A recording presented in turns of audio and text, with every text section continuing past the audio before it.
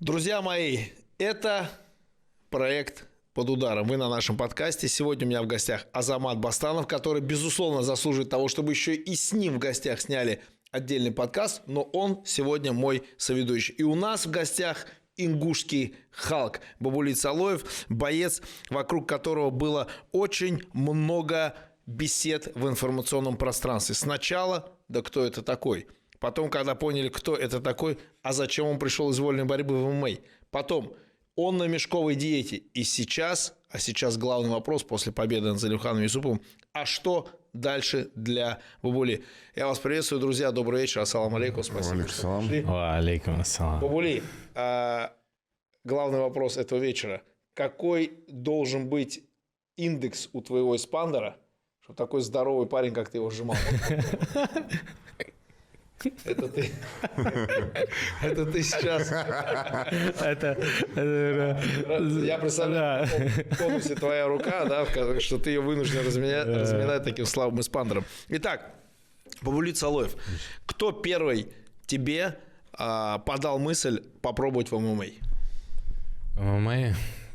Ну, сколько я борьбой занимался, мне всегда говорили, тебе надо было ММА, когда будешь драться. Ну, короче, все так говорили, там, друзья. А почему? Почему? Просто многим же нравится ММА, а там борьбу так не особо все смотрят. Но ведь борьба, наоборот, считается более благородным видом. Да. А многие меня просили вообще не уходить с борьбы. Вот, это интересный момент. Я так понимаю, здесь не только спортивный. Вот, меня многие просили вообще не уходить, там, борись. Ну, просто говорили, борись, а так поддержки не было. Да. Да. А вот в ММА как будто бы другой движ, да? Да. Ты начинаешь драться, и сразу вокруг тебя как будто много движухи. Не, я вот только...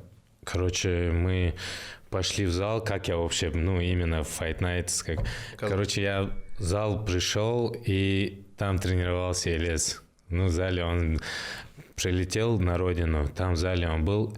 Я, после тренировки тренировался, и там мой один брат, с Елезом тоже, мы знакомы так, я Елеза знал, там, мы же знаемся заочно. Конечно. Я просто поясню, Елез Индеев, победитель первенства мира по боксу, очень крутой был боксер в прошлом, а сейчас он просто занимается тем, что помогает перспективным бойцам, и которые там со временем становятся его друзьями, развиваться в ММА. Это он чисто мне помогает по-братски, и все. Да. У него, знаешь, как у него был раньше у Елеза, что он... он всем помогал, да. Помогал, но сейчас мне Елез говорит, все, я уже не хочу ничем заниматься, вот есть Бабули, у меня задача в его карьере помочь. Вот я в зал пришел, Елез там уже тренировался, заканчивал, и вот мой знакомый, общий знакомый наш был, он говорит Елезу, Бабуля хотел там. Елез сказал, когда захотите, позвоните. И вот так Елеза попросил. И давай дебют, да? С тех пор насчет там спорта, не спорта, финансово, всю поддержку есть. Я думал, если бы у меня в борьбе была бы такая поддержка хотя бы на 5%, я вообще не подумал бы уйти. Немножко про борьбу, да? Потому что у зрителя, который смотрит, станет вопрос, а что в борьбе вообще случилось? 23 года, точнее, первенство России до 23 лет. Бабули побеждает и должен ехать на чемпионат мира, насколько я знаю. И на чемпионат мира не едет. Бабули сообщает, что в твоей крови обнаружен допинг, ты никуда не едешь. Хотя многие считают, что это были происки конкурентов. И это такая недобросовестная конкуренция, да, в твоем случае? Там так получилось. Мы на сборах были. И Русада как приезжает, там никому не говорят. Приезжает, я сдал, анализ сдал этим со сборной там, и Русаде сдал. Сначала Русада в 7 часов утра, зашли, там все, допинг сдали, и они сказали, Русаду ответ долго ждать, и нам, надо сдать. Я им сдал, и они, никакого документа, ничего, говорят, у тебя там... тестостерон завышен, туда-сюда говорят. И все, никакие бумаги ничего не показывают. Потом мир проходит, И через неделю ответ Русада приходит, что я чистый. Ну, то есть на период, когда нужно выбирать человека, который поедет на чемпионат мира, тебя ставят под вопрос, Да. а как только мир проходит, тебе говорят, у тебя все оказывается, у тебя все. Не, это уже Русада ответ пришел. Да, что Нет, я без чистый, студии да. всё было хорошо. Да. Хочу вот сейчас рассказать маленькую, коротенькую историю по этому поводу. У меня есть подружка Елена Прокофьева, она олимпийская чемпионка по синхронному плаванию.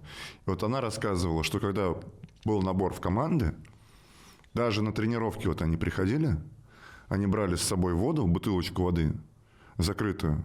Ты ее открываешь, говорит, сделал 3 глотка, и если ты ее поставила и отошла от нее, ты больше эту бутылку не возьмешь.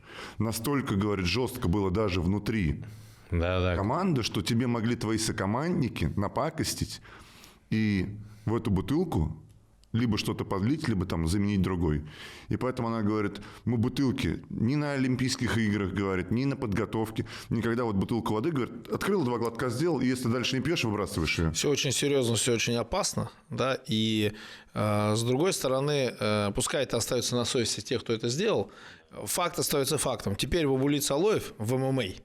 И в ММА все началось с того, что я как промоутер получал просьбу от людей, которые поддерживают Бабули, следующего содержания. Камил, это очень крутой боец в перспективе, но нам на данный момент нужны бойцы, которые не смогут сегодня у Бабули отбить желание заниматься ММА. Дайте какой-то интересный бой. На что я отвечал всегда так. Я не буду Бабули предлагать там мешков и так далее. Все, что я могу сделать, это предложить Бабули соперника, стиль которого отличается от стиля Бабули и подходит ему. Но там, на том конце, должен быть соперник, который, в свою очередь, тоже считает, что его стиль позволит выиграть у Бабули. Ну, все понятно, о чем речь. Ударник против борца. Готовы? Да, готовы. И вот так продолжалось 5 боев. Пока в поединке номер 6 ко мне Елез не пришел и не говорит, мы готовы к любому вызову. Давайте, кто есть интересный. Мы начинаем искать человека, который умеет бороться, умеет драться в стойке, и при этом этот человек должен быть шумный. Потому что сегодня, все мы понимаем, для того, чтобы хорошо твое имя прозвучало, нужны какие-то яркие вызовы. И кто нам приходит в голову? Залимхан Юсупов. Он же Залик. Кстати, только что перед началом нашего подкаста зашел в его Инстаграм, и он бросил вызов Александру Емельяненко. Залик? Да. Что думаете по этому поводу? Я думаю, что это, ну, если честно, больше дискредитирует его. Да, это так уже То есть, чуть. знаешь, вот есть хайп, Да. и похлиповать на этой теме можно. Да. А довести это до реального поединка – это дискредитация его как спортсмена. Хорошо, Бабули, тебе завтра предлагают бой с Александром Емельяненко. Не, я не подрался бы. Что бы сказал? Ну, какой смысл, какой с ним драться?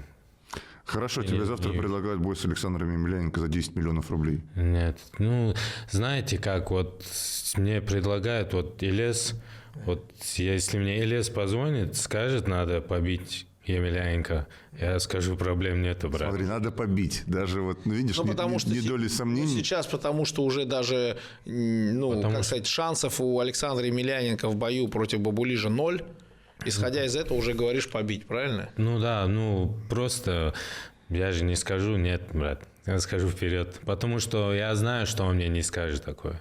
Ну да. Чтобы подраться. То есть уже это ровно то, о чем ты сейчас говоришь, что уже бросать ему вызов как бы некорректно. Но с кем-то же он сейчас дерется в Ингушетии. На турнире. Это для меня на самом деле большая загадка. Да. Если честно, с кем-то же он будет драться. Если честно, я когда у меня была мысль, с кем он может подраться, я общался с ребятами с этого промоушена, и я говорю, а почему вы не устроите ему бой с Бигфутом? Это первый, кто мне пришел в голову. Сильва, да? Да. Ты прекрасно с ним знаком, его знаешь, на самом деле. И его давно уже везут, знаешь, он уже такой сбитый летчик, который гастролирует. У него все еще есть имя, есть какая-то история Емельяненко Бигфут. Да. И, это хороший такой, кричащий заголовок, согласись, это, да. Плюс это там дешево и сердито. Небольшие деньги, да. Кстати говоря, шикарную вещь предложил. А почему ты не развиваешь эту историю? Они сказали, что у них было общение с Бигфутом, но не сошлись по каким-то условиям. По Где каким у нас? я уже... НФЛ? Да. Не сошлись по каким-то условиям, по каким я уже не в курсе. Но вот если бы мне сегодня сказали, найди соперника Александру Емельяненко, который сможет показать какой-то конкурентный бой, и это будет и привлекательная афиша, это будет не односторонний бой там, ни в ту, ни в другую сторону. Понимаешь, то есть я бы предложил либо Бигфута, либо Карахана Балакеримова. Ну, Кара, смотри, я, кстати, могу тебе сказать, что Кара в сумасшедшей форме. Я тебе серьезно говорю. Это кто? Карахан? Ну, это наш...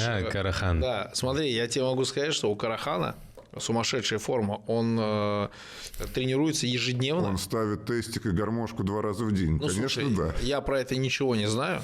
Я вижу то, что я вижу. Не проверял. Да, я вижу в Инстаграме то, что Кара там работает на лапах, то, что он там борется. И могу тебе сказать, что он сегодня, если бы вышел бы в клетку, он бы потрепал нервы очень многим бойцам, там, в частности, из поп ММА.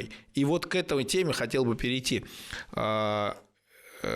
Бой Бабулит Салоева против Залимхана Юсупова, он позиционировался как бой классического ММА против поп ММА.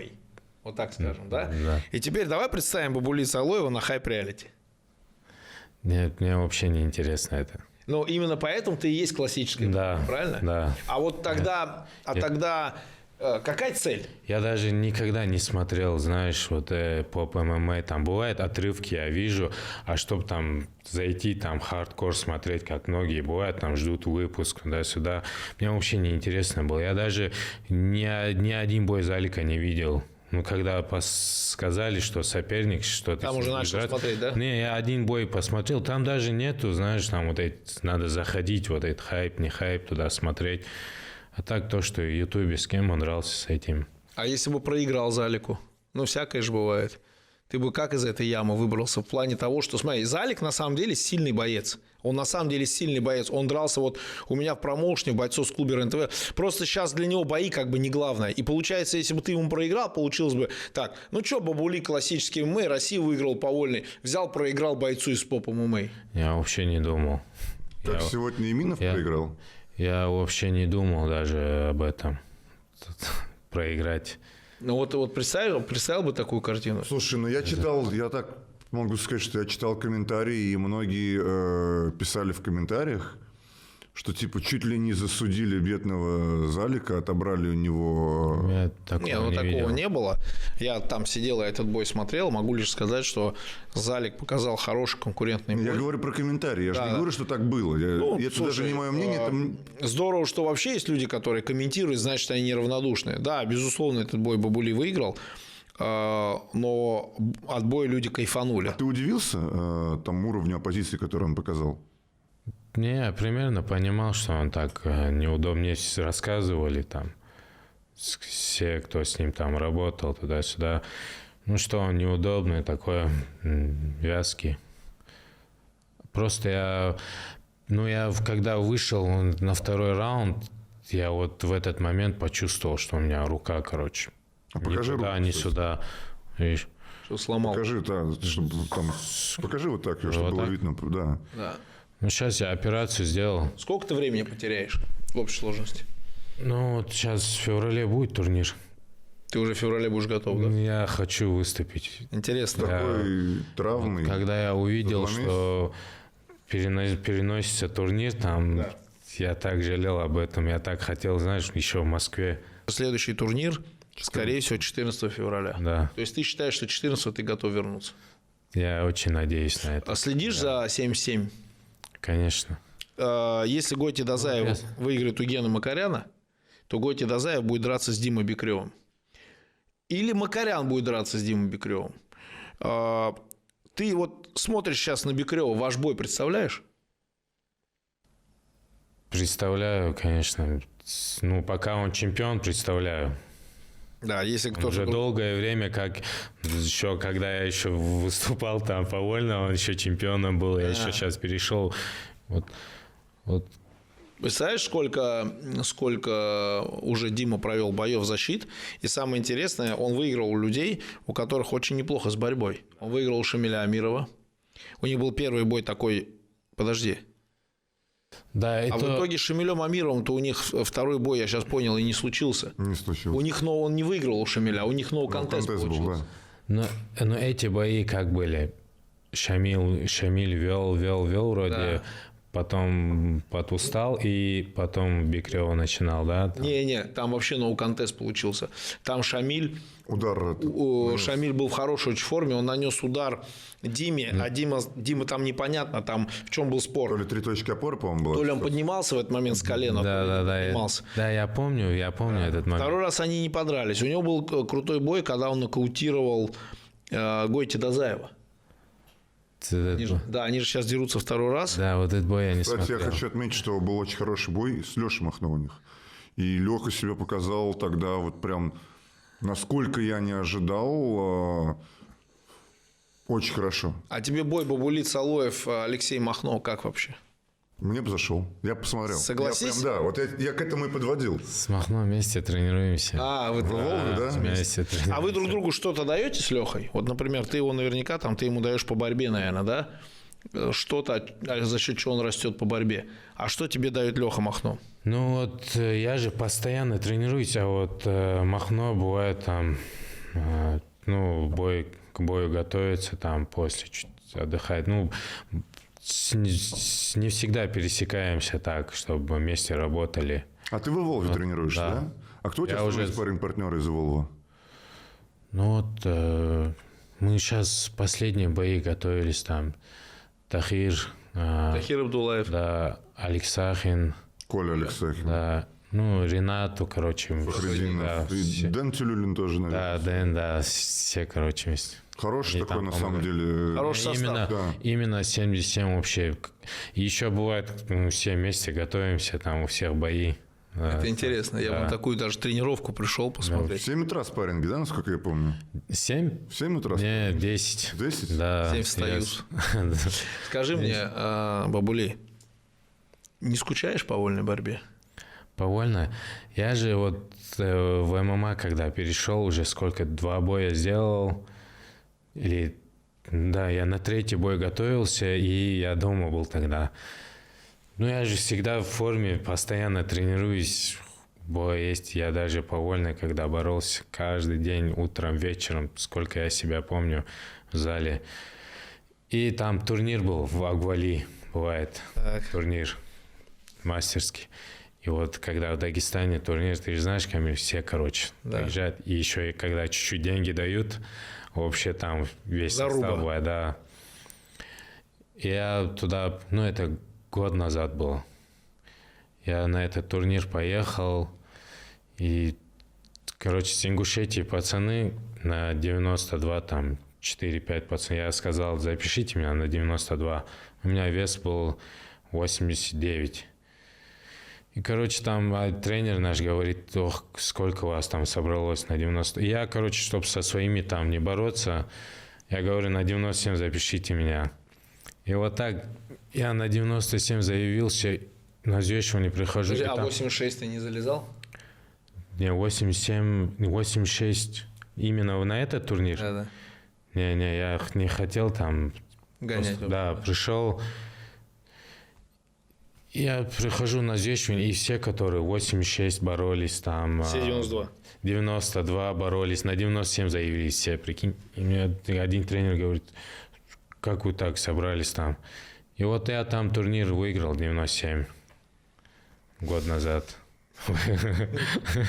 Турнир выиграл, потом я приехал, подрался в Москве. После этого через неделю там в Осетии турнир бывает андиевский, со Слана Андиева. Я, уже думал после боя побороться там. Я там руку сломал. Слава богу, тебя остановили, Бабулей. Сейчас бы ты снова начал повольно все время бороться. Не, просто бывает же там интересно, бывает. Касаемо как раз борьбы, смотри. Там я, кого я в Агвали выиграл, там выход в финал 10-0, он там чемпионом стал. Есть сейчас много турниров, в принципе, в рамках там ММА турниров иногда проходят схватки. Если бы тебе предложили какого-то медийного, там не хайпового, а именно медийного, там, да, раскрученного, популярного, знаменитого бойца ММА побороться. Вот для такой медийной медиа-схватки. Кого бы ты выбрал? кого бы я выбрал, Да. я вообще... Ну, с кем бы тебе интересно было бы побороться так, чтобы это было и медийно, и для тебя интересно? К примеру, были же, помнишь, на ACB в свое время еще схватки там Зубайр Тухугов боролся, Альбер Дураев. Так там. сейчас на Лиге Вольник Вот очень. на Лиге Вольник сейчас тоже у Алиба Гудинова такие истории периодически бывают. Вот если бы тебе предложили выбрать какого-то ММА бойца, с кем было бы тебе интересно побороться, кого бы ты выбрал? Я не знаю, у кого там хорошая борьба? У Резникова. У Резникова. Ну, Резников, Да, вот всё по время. мне, вот хочешь, я тебе не потому, что здесь сидит Бабули, там Артем, он на самом деле молодец, большую работу в ММА провел, но я не вижу у Артема Резникова в схватке по вольной борьбе ни одного шанса против Бабули. Это все равно борцы другого уровня. Когда человек выигрывает первенство России, то это значит, что с ним может бороться только человек, который на России там вот в тройку входил. Все остальные даже близко не стоят. Это другой уровень вообще. Сейчас, кстати, на одном из шоу выложили видео схватки Армана Царукяна и Хамзата Чимаева. Да. Я еще не видел, но там что-то слышал, что Хамзат его заборол там достаточно легко. Не видел, не знаю. Так. Но это и весовые Весовые категории категории разные. Очень разные, разные. да. Вот смотри, я могу сказать, с кем... Резником было бы интересно посмотреть. Не, вот там шансов. Знаешь, кто может бороться, например, с Бабули? Шамиль Амиров. Потому что Амиров выиграл Европу по молодым. То есть у него все равно база вольной борьбы. Да. Вот. Там, конечно, вопрос еще, кто в какой форме. Но в целом базово класс людей. Бабули, Шамиль Амиров. Шикарная схватка. Я вижу, что, конечно, по вольной сильно борется Хамзат. Сильно. Ну, наверное, у него такая вольная больше грэпплинг, но как будто бы Хамзат Чимаев очень много внимания вольной борьбе уделяет. Обратили внимание? Он с Бувайсаром Садиевым там куда-то ездил на сбор, да? Да, он на сборах бывает там с ребятами Кстати, всегда. сейчас же вот будет Школьниками, да? турнир НФЛ, на котором помимо ММА Да. будут схватки по вольной борьбе. Вольная, Будет этот турнир там в 20-х числах. И в Ингушетии, Твое, да? да, и в Ингушетии. Твое физическое состояние тебе позволило бы поучаствовать именно в схватке по борьбе? Ну вот, знаешь, как я руку сломал, гипс надел, и вот с этого дня я каждый день бегаю, я всегда в форме, просто этой рукой не бью. Конечно, но я там бороться не буду. Ну, это ж- Побороться, если бы тебе предложили побороться там, на этом турнире. Предлагали. Уже предлагали. Я хотел такую идею закинуть. опоздал. Опоздал. Я же говорю, как я, Камил, ни соперников, никого там не убираю. Как мне Илья скажет, давай, короче, выскочи. Я говорю, давай. Надо слышать Мне Илеза. вообще легко, да. Надо было Елизу Надо. приглашать на подкаст Да. сюда. Рядом. Такие вопросы, ну, такие лезут. Вот даже скажет, вот позвонит, скажет, брат, все без проблем. Ну, мы же сидим, мечтаем, понимаешь? Вот Да. предположим, если, да? Да. То есть, вот по вольной борьбе это мог быть Шамиль Амиров. Окей. Слышал ли ты про то, что сейчас очень много турниров по боксу организовывается, в которых не профессиональные боксеры выступают? Вообще, видишь это? Да, видел. Ты как считаешь, у тебя уровень бокса позволил бы сейчас провести боксерский бой 4 раунда по 3 минуты?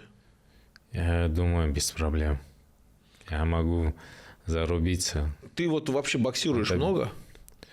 Я просто до боя с Залимханом Юсуповым боксирующего Бабули вообще не видел. Не, Тут я- для меня это открытием стало. Не, я вот могу там подраться с стойки. Я уже до этих боев тоже мог. Просто вот когда я выходил там с этим, кто со мной дрался, кикбоксер. Каратинский? Не, кикбоксер до этого в Армении дрался. Так, тоже там было, сейчас надо вспомнить. Но я каратистского Да. помню, а вот...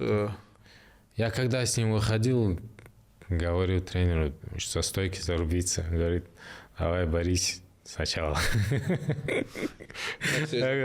Я говорю, разогревался. Тяжело базовому борцу, который всю жизнь занимался именно вот этим видом спорта, входить в ударку. Ну, у каждого по-разному. У кого-то там хоть лет 10 он тренируется, не получается. У меня получалось просто. Вот сколько у тебя Просто времени даже ушло если на то, чтобы ты мог сказать сам себе, что да, я начал хорошо показывать себя в ударке? Не, это я пока не могу сказать, я думаю. Хорошо в ударке. Так могу зарубиться Я так бываю, шлем одену с боксерами на спарринге. Ну вот, я это и хотел Да. спросить. Просто в бою за Алимхану и Юсуповым ты меня удивил. То, что раз и начал в стойке драться. Это... Ну, для меня это, Это было было... неожиданно. Да. Я в борьбу полез, когда руку сломал. Да, я Просто вышел. тактически поменял рисунок боя, потому Да. что понимал, что с сломанной правой рукой Не, знаешь, я даже понимал, насколько серьезно я сломал. Потому что я вот именно вот эту руку ломал. Наготовился так же. У меня кость вышла, пластину поставили. Слишком сильно бьешь. И вот когда в голову попадаешь, не знаю, ломается. Лицо попадал, вообще нормально. Нужно немножко этим, конечно, позаниматься. А вот с точки зрения хорошо бокса, а вот качка. Вот, ну, все же обращают внимание на то, что у тебя там мускулатура развита. Да-да-да. Ну, и для борца, и для бойца тем более. Вот это классическая качка или это просто твое строение, которое от постоянной борьбы такое? Не, я бываю там неделю один раз покачаюсь, там Железками, турник, да? После тренировки там стабильно. Ну, бывает там турник, брусья по-разному. А так, чтоб бывало, качался. Ну, когда травма, Да, уже не до этого. да. Возвращаясь к теме борьбы. Седакову предложили в ММА. Да. И меня об этом спросили. Вот как насчет того, что Седаков там и так далее. И у меня есть мнение по этому поводу. Я не знаю, друзья мои, вы где-то согласитесь, где-то нет. Дело в том, что это скорее зависит не от результата человека в борьбе, а скорее зависит от того, у кого какой в целом вот, ну, эмоциональный портрет. Почему у одних получается, у других нет? Если да, и оба крутые борцы, да? 100%. А вот давайте поспоминаем лучших борцов ММА, лучших борцов в истории ММА. Вот давайте, поехали. Кто? мышонок. Диметриус? Да. Окей. Лучших борцов, которые повольно выступали? Или... Которые до этого выступали по вольной и стали в ММА очень успешными. Ну, считай, Ромеро, Ромеро. Кормье, Да. Сихуда, олимпийский Генри чемпион. Сихуда. Да. Я Олимпийский вообще, чемпион. если честно, про него и говорил. То есть не мышонка ты Не имеешь в виду? мышонка. Да, согласен, потому что Сихуда, Кормье и Ромеро, правильно? да. Три крутейших борца, правильно? А есть же было же еще много людей, которые пробовали, но Очень. как бы И не получилось. и не получилось, да? То есть зависит еще от человека, правильно? И вот сейчас твой совет Седакову: либо ждать следующую Олимпиаду, либо попробовать в ММА. Совет Седакова. Да. Бороться, я думаю. Оставаться, да, в Ну, борьбе? я думаю, так, да.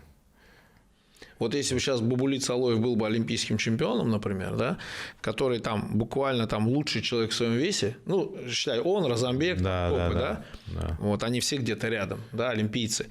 И есть возможность, например, в 2028 году снова выступить А он же пытался вроде перейти. в ММА, да? Да. А я вот про это ничего не знаю. Что говорят борцовской тусовки? Ну, когда не допускали Россию вроде, он тогда в ММА тренировался, по-моему. А так, не знаю, не у всех там, многие... Я не могу представить его в ММА вот сейчас. Где? Во-первых, даже начнем с лиги и против кого. То есть В Америке? сходу... Он олимпийский чемпион, у него, короче... Им же сразу дают, Да, пару боев сделать, говорят, я слышал. сразу дают контракт. В UFC. Да. Вот таким большим именам. Ну, у нас же тоже, давай, смотри, вот когда Бабули пришел, ну, давай, как это примерно выглядело, тоже приходят и говорят: у нас пацан есть, он Россию выиграл по борьбе. Для меня же это сразу тоже уже знак, знак я качества. понимаю, понятно, значит, если мы его сейчас разгоним, то когда дело дойдет до титульного боя, все будут понимать, кто он такой. Это не то, что откуда ты взялся. У тебя, ну, ты обращал внимание, что твои бои очень много просмотров набирают? Я даже когда боролся, просто любая схватка, не знаю, просмотры всегда... А с чем это связано? Не знаю, даже вот у меня после России там по борьбе там есть один Гуров. Там после схватки моей он говорит, схватка у нас закончилась. и он кому-то говорит там, вот сейчас ты понял, почему я сюда так бежал. Не знаю даже, ну я такой был. Колоритный, да?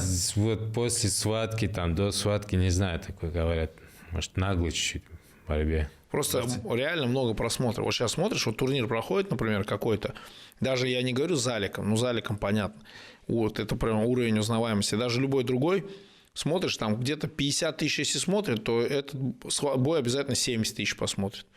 То есть мне почему-то казалось, что ингуши просто смотрят. Ингуши? Да, вот они конкретно в теме, там, если Бабулит Салуев дерется, ингуши все смотрят этот бой. Я думаю, да, очень много смотрят. А ты с Мавсаром Евлоевым знаком? Знаком, да, с Мусором. Он где тренируется? Он сейчас в Америке еще. Но если в России? В России в разных залах, там, Ну, в Ингушетии как я. Или разные залы по России?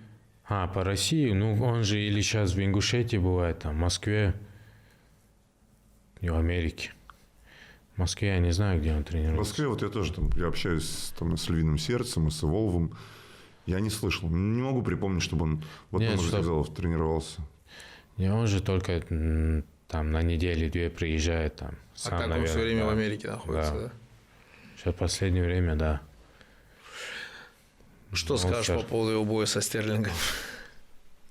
Я очень хочу, чтобы выиграл Мусор. Ну, ты понимаешь, да, что Как раз против него будет борец, сильный борец. Мне кажется, он Мусору ничего не сможет сделать. Стерлинг. Да. Я думаю, что Мовсар выиграет решением. Мне тоже кажется. Кстати, на момент, когда выйдет наш подкаст, Будет уже известен уже результат. будет известен результат схватки. Да? Да. Насколько мне известно, Мовстер же все бои решением. Да, Но поэтому... не было ни одной досрочной победы, Ему же- поэтому какое ему же предвзятое поэтому- отношение от Дана Уайта? Ну, это претензия. Не то, что предвзятая нет, это претензия прямая. Он говорит, если ты не изменишь стиль, то я тебе никогда не дам титульный бой. А вот вопрос, если бы тебе сказали, если ты не изменишь стиль, я тебе никогда не дам титульный бой, ты бы менял свой стиль? Ты бы шел на такие риски? Ведь это же риски в любом Мусор случае. же по-любому хочет выиграть досрочно. Просто у него так получается решением. Даже каждый человек хочет там досрочно выиграть. Что там, возиться 3 раунда. Или 5. Вышел, да, или 5 там, вышел, или задушил, или забил. Это Ну, как то есть, пойдет, да, тут больше вопрос к тому, что он стремится это сделать, но просто... Да, ну пока, я думаю, я надеюсь, сейчас получится у него. Вообще в этом весе у нас есть трое интересных российских персонажей. Так, Это Мовстер, так, Петр Ян, так. Нет, это разные веса. Стерлинг. Не-не-не. Стерлинг же они поднялся. легче. Стерлинг Да, поднялся в Стерлинг поднялся. 66. Все, я по старой Да, памяти. Вот смотри. Вот почему не выигрывает Мовсар? Потому что, на мой взгляд, у него уровень, он очень сбалансированный боец, у него уровень очень высокий, но как будто бы ему не хватает именно техники в грэпплинге. И это то, без чего очень сложно добывать победы. В этом у него могут же со временем проблемы начаться. Потому что против него тоже будут выходить крутые борцы, именно борцы. И там будет тяжело. Мы же все равно все смотрим на бой с Топурией. Давайте прямо скажем. Да? То есть Топури тоже круто борется, но при этом у него еще есть там нокаутирующий удар, какой-то аргумент. Вот мне кажется, что это то, над чем надо работать. А вот теперь возвращаясь к теме Бабулит Салуев. Вот мы тебя знаем как крутого борца. Давай считай, что вот если брать ММА, то у тебя уровень по борьбе 10 из 10. Ну, объективно, если человек красиво выиграл, все, это 10 из 10. А вот из 10 какой ты грэпплер? Грэпплер. Вот защита у меня очень хорошая. Там я никому Не даешь даюсь, ничего сделать, да. Вот еще когда говорили, что залик там душит. Ну, защита хорошая. Ну, я сейчас работаю. Над финишем. Да. То есть пока 5 из 10, можно так сказать? Или даже 7. Я думаю, 3. Это был скромный Бабулит Салуев. Хорошо, друзья, я немножко хочу порассуждать о больших боях, о шансах людей в тех боях, которые мы хорошо знаем. И, конечно же, в первую очередь в голову приходит бой Армана Цурукяна и Славы Махачева. Давайте этот бой немножко разберем, потому что я уверен, что зрителям это будет интересно. И, прикинем шансы. Почему этот бой мог бы выиграть Арман? Почему этот бой мог бы выиграть Ислам? И кто его, на ваш взгляд, в итоге выиграет? Сильные стороны Армана Царукяна. Я думаю, он хорош во всем. В борьбе хорош, стойкий. И Ислам, я думаю, лучше чуть. Вот я, знаете, вот как я анализирую, вот, ты знаешь, ты очень, очень тонко подметил, ведь это мы сейчас говорим о двух очень-очень сбалансированных бойцах. Я Армана наблюдаю, ему еще 17 лет было. Он круто борется, у него хорошая ударная техника, у него хороший грэпплинг, он финиширует людей. И у него здорово голова работает в бою, он так может вовремя сделать. Ислам круто борется, крутой грэпплинг, крутая ударная техника и тоже здорово думает в бою. Теперь, почему лично я считаю, что все-таки выиграет Ислам? Потому что он действующий чемпион, и Арман что-то должен сделать лучше. А как сложно сделать что-то лучше, чем Ислам? Ты знаешь, почему я отдам предпочтение тоже Исламу? Я был разочарован последним боем Армана. Прям вот он на тонкого выиграл, как мне показалось, опять-таки, это вот мое там субъективное мнение. Да, я видел этот бой так, что вот прям на тонкого. И помним, да, завершение боя, последний третий раунд, когда он практически отдавал этот поединок, вот этот раунд. И мне кажется, что я бы хотел видеть в том бою Армана сильно лучше. Что есть у Армана, и что мне в нем очень нравится. Мы все знаем историю про то, что большинство бойцов – это голодные до побед, и голодные, давайте будем честны, там, до денег ребята, которые этим видом спорта завоевывают себе и финансовую стабильность. Арман Царукян – это боец из очень обеспеченной семьи. И заставлять себя каждый день по несколько раз ходить на тренировки, когда у тебя под окном стоит там новая М5, куча денег в кармане, девчонки, все, что хочешь ты делать. То есть тебе не нужно побеждать, чтобы прокормить себя и свою семью. Это круто. То есть человек умеет себя настраивать, умеет себя мотивировать. Несмотря на это, он дошел до того, до чего он дошел сейчас. Это очень крутой путь он проделал, не имея материальной мотивации, которая во многом является первостепенной для бойцов, для спортсменов. И вот умение себя настроить, ментально подойти, его вера в самого себя. Он очень высоко и правильно, конечно же, делает, безусловно, оценивать свои шансы. И в этом бою, и в целом в индустрии. И мне в нем это нравится. Что касается Ислама, ты знаешь, вот это есть какой-то вот уровень, да? Вот он как был, так и есть. Про Реал Мадрид в свое время говорили: вы можете забить нам столько, сколько сможете, а мы забьем столько, сколько захотим.